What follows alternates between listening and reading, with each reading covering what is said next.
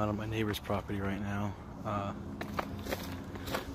It's about 700 yards away, maybe, and the sound is really weird today.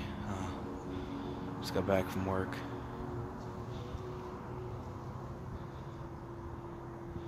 As far as I know, it's not any fracking or gas, as some people have mentioned.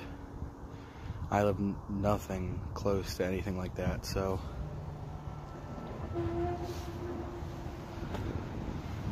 that was kind of weird there. But if anything else strange enough to document happens, I'll do that.